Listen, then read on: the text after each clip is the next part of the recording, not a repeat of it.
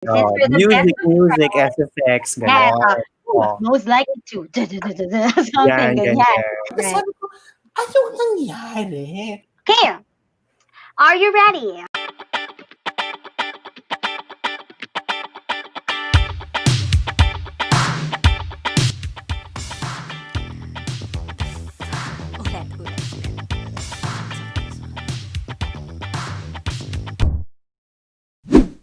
Siguro final question ko na Sige.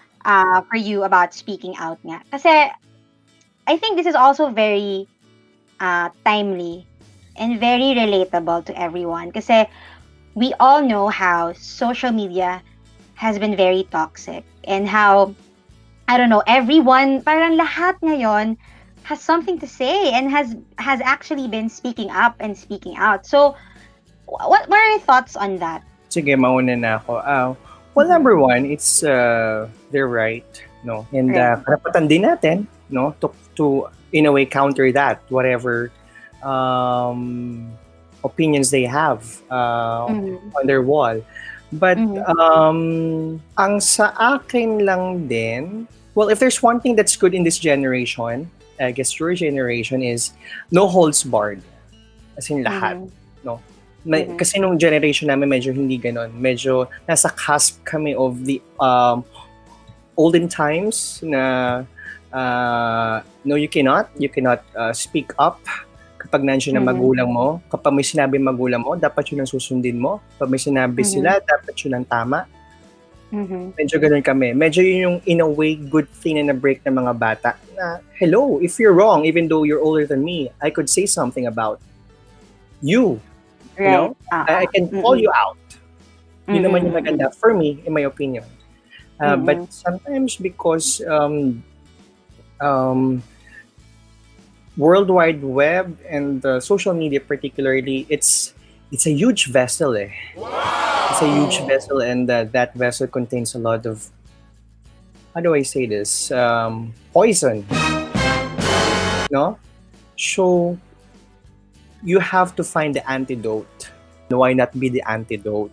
And by you being an antidote means yun nga, hindi dapat reactionary. You should stay calm.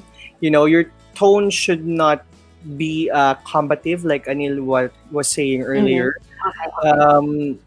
You know, being an antidote means dapat hindi ka lang kukontra dun sa taong ayaw mo yung opinion, hindi ka lang pakikipag-away. You know, it could be something that could heal for me. I think as opposed to kill opinions, kill someone else's voice by saying something louder than that voice, you know, ganun. Yeah. Okay. Heal. Thank you, Baha. How about you, Anil? Light lang ako, light lang. I think I remember yung sa social media ko, for the longest time nga, parang, I mean, no offense. I don't mean to offend anyone, pero kasi hindi ko talaga type yung mga people who post about how good their lives are. Like, ever since, parang I was young pa, I was like, I don't get this. Like, no one's perfect. Pero a lot of people, I guess, you know, coming from siguro me being understanding na lang, they just wanna share the good things in their life. So, why will I stop them? Why will I judge them? Go. But I unfollow. So, parang my feed has been carefully curated. I only follow parang people that I believe in, my friends, ganyan, celebrities, mga gwapo. As in, pag may feed ko, puro mga nakakubad lang na lalaki. Kasi nga parang, it's been so toxic. Alala ko before, when Facebook was new, and we were all in it, we were college at 2006 ata, tapos kailan lang naman talaga siya nag-boom. Pero we had Facebook na, tapos fun siya before. Kasi parang pinopost mo lang yung pictures na lumalabas kayo. Ganyan. Di ba? Even in the days of Friendster, it was very positive kasi you would even make your friends testimonials.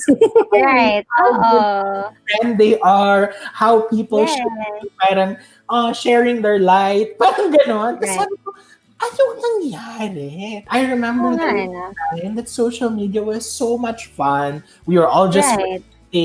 pa-cute na pictures. Playing games, di ba? Farmville on Facebook. Tapos it's really for comms, like yung YM, di ba?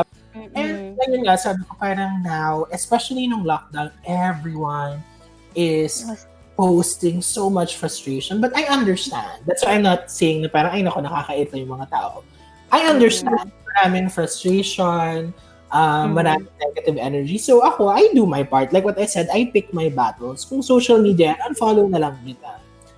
So ako, that's how I manage it. I think that's my antidote in connection to what Baha was saying. Toxic kasi siya eh. So, ako, hindi na lang ako mag-engage. Sometimes I engage. If you see my Instagram stories, I really post some political opinions about it. But I read it kasi.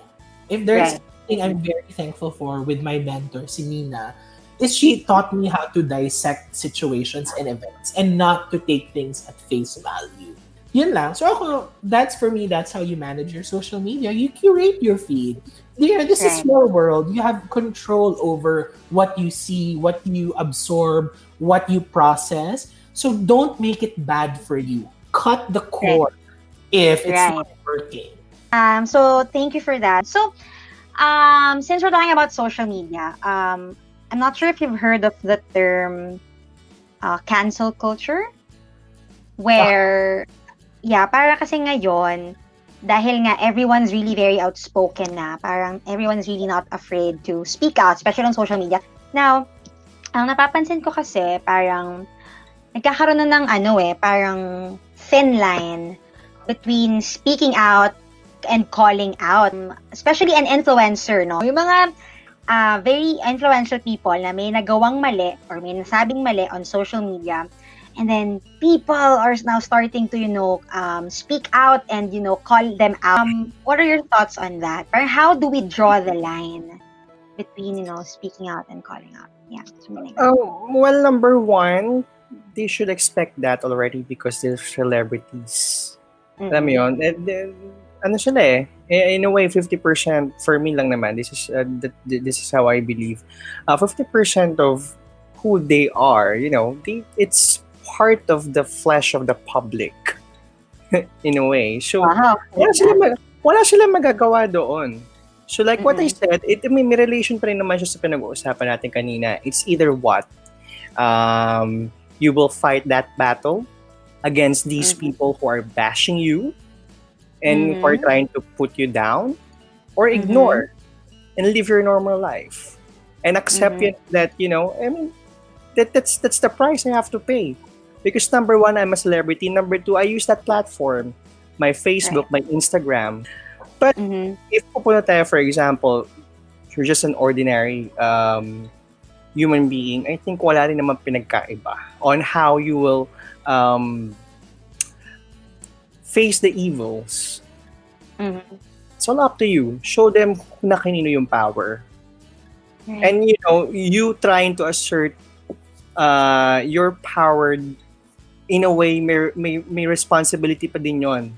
Again, there's a thin line between asserting your power and arrogance naman. Yun naman.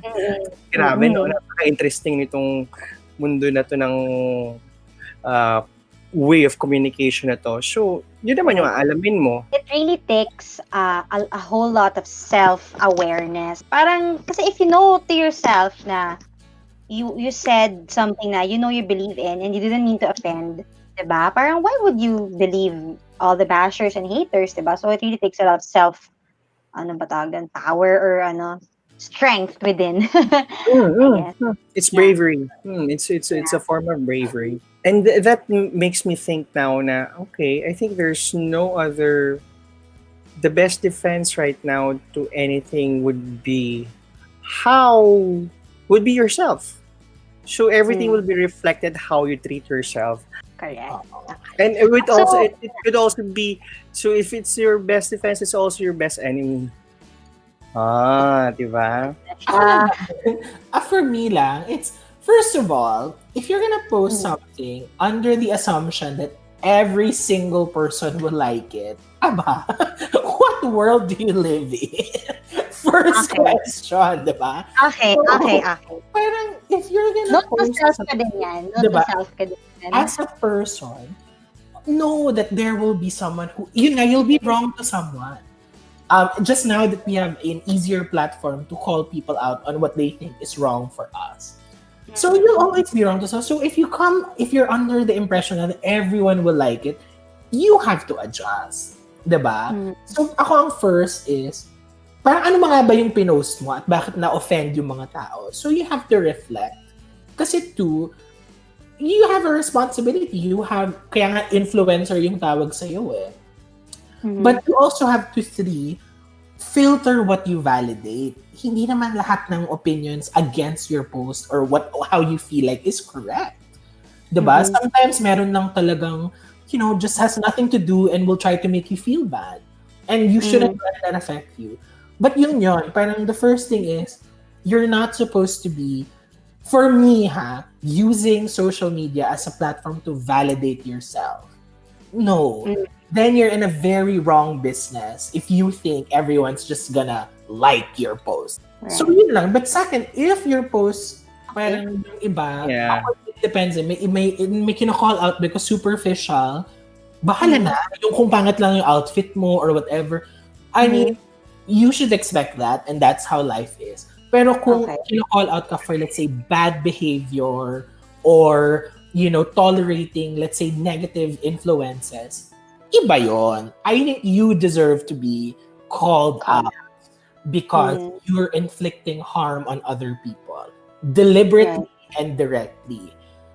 Right. Pero calling out, does it automatically have to lead to cancel? Di ba parang ngayon kasi when they call out someone, cancel na yan, boycott, ganyan.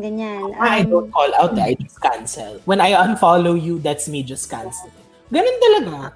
That's how people are. And you can't control how they navigate the pages of social media. But that's just how it is. So yun nga, parang I think it's more, tama rin si Bahay, it's more about yourself. You're the weapon. It's how you deal with it. Because this isn't a battle you're going to win. Okay, sige. Now, let's move to the lighter segment naman. So ito na yung surprise activity. So this is what you call who's most likely to. Yan. So you'll say who's most likely to. Is it Anil or Baha? Since you're the best of friends, you'd probably know this by heart. Okay. Are you ready? Yes. Okay. Yes. Okay. So, who's most likely to get drunk easily? Easily. Hindi, mabilis si Anil kasi marami siyang uminom. Okay. Pero kung yung impact, Baha. Ako kasi pare-pareho lang yung impact ng pagiging lasing. Correct. Si Baha is very unpredictable when drunk. Hindi mo alam kung magagalit or matatawa or magsusuka or Well, bata pa tayo noon. Ngayon, di na siguro. Pero yun. Alright, next is, who's most likely to cause a scene?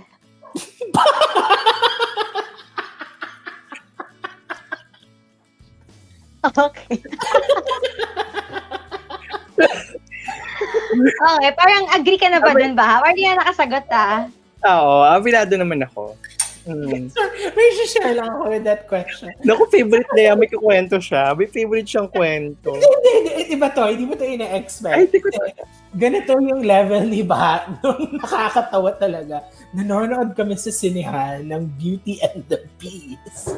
Yung Emma Watson. Oh my God. Tapos before the movie, syempre nagchichikahan kami, tapos puro trailers, ang ingay-ingay namin sa sinehan, di ba? Tapos yung katabi namin lalaki, biglang singgawan kami.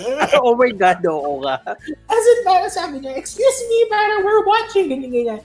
Tapos parang, so sabi ko, Baha, alis na tayo, kasi I don't wanna engage. Kasi Baha, wag kang aalis. Tapos parang, gumanon siya, bakit? Hindi pa naman nag-start eh. Inaaway. Wala ka pa namang mama. Hindi siya, yung wife niya or whatever, parang was like, ano ba? Kasi nga parang, as if naman disruptive kami. I'm sorry if we were, pero trailers pa lang naman yun, no? Parang you can easily say, hi, I would appreciate it if you would keep it. Sinigawan kami sa parang sibawag kang gaga. Natuloy naman. Palaban talaga. Oo, sabi niya, sapakan tayo. Talaga, game. Siba talaga, go. Sabi na, sapakan tayo. Pero pinipigilan siya, hindi kami malis pa, sabi ko, kaalis dyan. Ako naman parang, Kailan tayo? So, And tahimik na lang yung buong row namin. But talaga, kung di kami pinipigilan ng wife yan, sapakin ko yun. pero nagsugi sa session niya. Oo naman. Oo. Wow, grabe. You will make scenes. No, wait, hold on. Okay, but someone needs to provoke me. Kailangan mo nagpo-provoke. Otherwise, hindi naman ako gagawa ng eksena. Okay. Next is, who's most likely to check out men?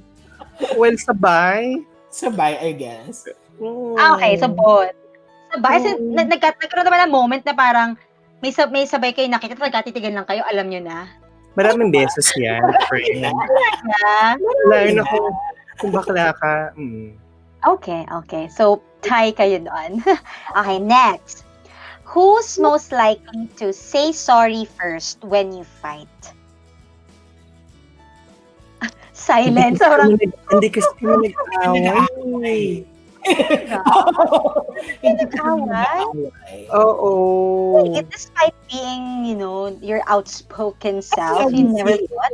We say it immediately, so hindi siya umaabot sa point na kailangan mo mag-sorry. May drama pa. So wala naman kami pinag-awayan. Parang if I don't like it or if he doesn't like it, we say it. No, I don't like that you do that. Ganon. Oo. Okay. Wala yung umabot sa drama na, oh my God, I'm so sorry. Hindi tayo nag-usap. Wala. Okay. Next is, who's most likely to ugly cry on a movie? Me. Mia talaga? Iyakin siya. Hindi. Kasi parati siya, titingnan niya ako, tapos tatawa siya, umiyak ka na naman. Kasi ako Baklang arte mo. Okay. You are forever, baklang arte mo. Ganyan. Kasi Okay. like yung na-hurt na ako, ayan na. Kasi iyak na ako. Ang cute. Okay. Pero that's with crying. If your question had been who is most reactive, it's Baha. Si Baha kasi yung ma-react talaga. Like, gano'n siya. Ano ba yan? Kasi siya yung most reactive. Parang may pa-commentary habang nanood ng movie. Yeah, that's how I practice speaking up, even in little things. Kung crying ako, pero kung like reactions galore, sigaw, galit, whatever, si Baha. Next, who's most likely to love hard? Yeah, siguro it's me because I have so much to give. Siya yun. Kasi ako marami lang, pero hindi ko naman love hard yung mga yan. Ito talagang... Kaso wala didn't happen eh. Ang feeling ko, marami ako. Yeah, it didn't happen. I had so much to give then, but wala. But it was a good break. It was a good breakup naman. It was. It was a good breakup. Pero siya yung, pag na-love siya, love talaga. Finally, who's most likely to say, I told you so? Me! Always. I have the pleasure. Yung sabi ko sa'yo eh. Sabi ko, ito, maririndi to. Ano ba? Tapos na. Wala tayong magagawa. Yun yung line niya sa Forever. Wala na tayong magagawa. Ganun talaga. I'm just saying. That was fun. Thank you so much for boldly answering the questions. Okay, so I guess before we officially end the show, of course, what are your final thoughts or your message to everyone watching? Before speaking up and speaking out, you have to listen first. And by listening, I mean listening to yourself first and listening carefully to other people. Because words, you cannot take them back. Once you say something, especially nowadays, especially when you say something on social media, nakaprint na yan, forever na yan. You cannot even burn it down eh. No, it's difficult And then number two, know your facts. Don't be reactionary. Magkaiba kasi yun eh. So you just react and then you say something about it that's different as opposed to you know what you really are saying about something. That makes a huge difference. No? Mhm. And by number three, yes, social media is a good platform. You know, it's a gift, I would say, but at the same time, it's sort of like a Pandora's box. No, so once inopen mo na yan, and you Mhm. don't know how to close it back, Mhm. medyo mahirap na. So Mhm. you must find ways how to protect yourself. Um, Speaking up or speaking out is not actually trying to akala kasi nung iba it's breaking your silence means also breaking your peace or your Mhm. peacefulness deep inside of you. Actually, it's Yeah. not. It's for me in a way. It's the other way around. You wouldn't be peaceful if you wouldn't be able to say what you really feel. Right. You know. So yeah, yun lang sa akin. Thank you. Thank you so much. It's so beautiful. It also, yun nga, comes from your perspective. So the first two is, it's okay. Always assume that one, you're always gonna be wrong to someone. Kasi I think Mhm. that's the analyzing part of wanting to speak up when you're like, am I going to say something right? Am I gonna say something wrong? One, you're always gonna be wrong to someone. And that shouldn't matter. And two, there is a reason why they say you can't please everybody, because you really can't. Mm-hmm. That's why number three, it goes to your intention. Ano ba yung intention mo kaya magsa-speak up ka? Kasi if one and two bother you, then you don't have the right intentions already. 'Di ba? So parang those three are very important. And then four, panindigan mo. Back it up, have the facts, have the suggestions, have the solutions. Back it up. Huwag kang hot and cold kasi what does that say about you as a person? And then five, it's because you're passionate. You just want something good out of it. So don't let other people invalidate you as a person. Diba? Your people should not be able to dictate to you who you are. You are who you are, and you have to take pride in that, and you have to value yourself. And yun. At the end of the day, whatever opinion you might have, as long as it is for the betterment of people, yourself, your friends, your family, then don't be silent. Ganun lang. Wow. Thank you so much. I hope everyone who's watching this learned a lot because me personally, I learned so much. Sobrang refreshing, sobrang insightful. And yeah, thank you as well for sharing your learnings from your previous mistakes. I guess that's really what matters, diba? So thank you so much, Anil and Baha. Thank you everyone then for watching the show. So I guess this is it. And this has been the fifth episode of The Bakit Show. Thank you so much. Thank you. It was our pleasure.